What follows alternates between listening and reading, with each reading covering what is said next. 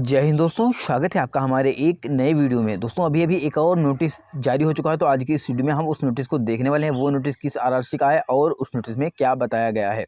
तो आप लोग अभी देखेंगे कि बहुत सारे छात्र सीसीए वाले ऐसे हैं जो 109th बैच के हैं। अब उन छात्रों को फिर से यहाँ पे बाहर किया गया है। बहुत ज़्यादा संख्या में छात्र हैं, ठीक है।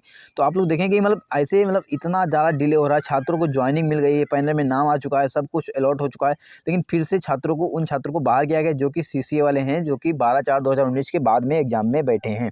क्योंकि ये पहले से ही गिवन था, उसमें दिया गया था कि आप लोगों को जो भी है सीसीए वाले छात्र जो भी हैं वो 109 12/4/2019 के बाद में अगर आप एग्जाम में बैठेंगे तो आपको एलिजिबल नहीं माना जाएगा। आपकी कहीं ना कहीं आपको बाहर कर दिया जाएगा। लेकिन छात्रों ने फिर भी उसको अच्छे से नहीं पढ़ा और बाद में छात्रों को ही भुगतना पड़ रहा है। नौकरी करने के बाद में इतना टाइम डिले होने के बाद में छात्रों को बाहर कर दिया है, और बाहर करना ही पड़ेगा क्योंकि उसमें पहले ही दिया गया था। तो बाकी आरआरसी क्यों नहीं बाहर कर रहे? जैसा कि आप लोगों को पता है कि बहुत सारे छात्र कमेंट करते रहते हैं कि सर चेन्नई जोन में एक भी सीसी को बाहर नहीं किया गया, वहाँ मुंबई जोन में बाहर नहीं किया गया, दिल्ली जोन में, ऐसा छात्र बहुत ज़्यादा लिख रहे हैं। तो अगर ऐसा है तो देखो, हर एक आरआरसी में ऐसा होने वाला है। चाहे अगर बाहर नहीं किया तो आगे बाहर करेगा, अगर बाहर आगे नहीं करेगा तो कुछ दिनों के बाद करेगा, ठीक है। तो good news for waiting candidate, जितने भी वेटिंग कैंडिडेट पीटी पास कैंडिडेट हैं उनके लिए बहुत अच्छी खबर है इस आरआरसी के लिए। और इस आरआरसी में आप लोग देखेंगे अच्छी खासी डीबी भी कंडक्ट हो चुकी है, अच्छा खासा कट ऑफ भी डिक्रीज हो चुका है। अभी आप लोग देखेंगे, हम बात करने के लास्ट में कि कितना कट ऑफ डिक्रीज हुआ है इस आरआरसी में।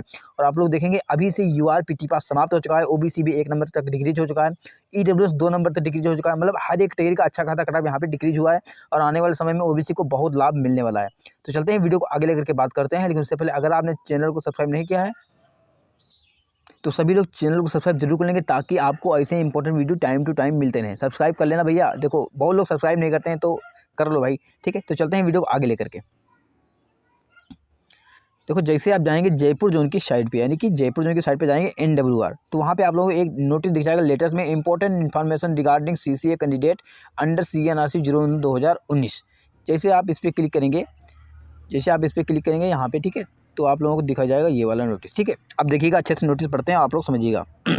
लिखा है उत्तर पश्चिम रेलवे, ये लिखा है जयपुर जोन, ठीक है। यहाँ पे लिखा 28/11/2000। देखो नोटिस तो 28 तारीख का है, लेकिन ये जो साइट पे है वो कल रात को ही आया है, ठीक है, साइट पे।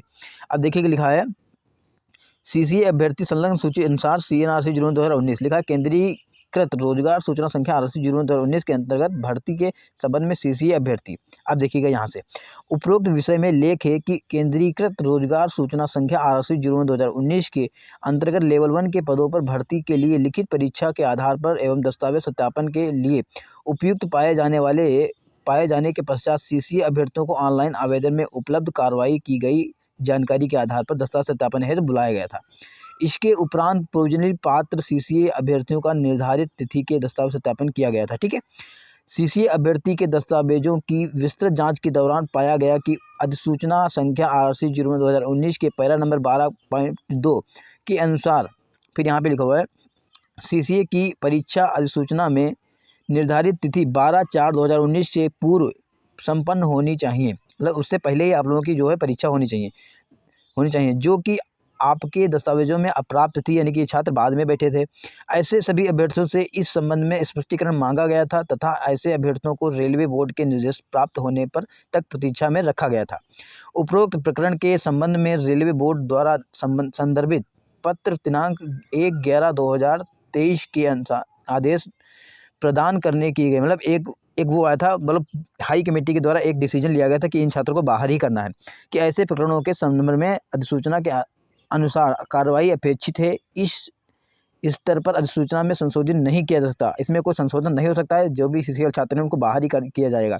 अब लिखा, अतः CNRC 01/2019 की अधिसूचना के पैरा नंबर 12.2 एवं रेलवे बोर्ड के आदेशों के क्रम में सभी संदर्भित अभ्यर्थी संलग्न सूची अनुसार की उम्मीदवारी निरस्त की जाती है, यानी कि इनकी अब सेवा समाप्त हो चुकी है।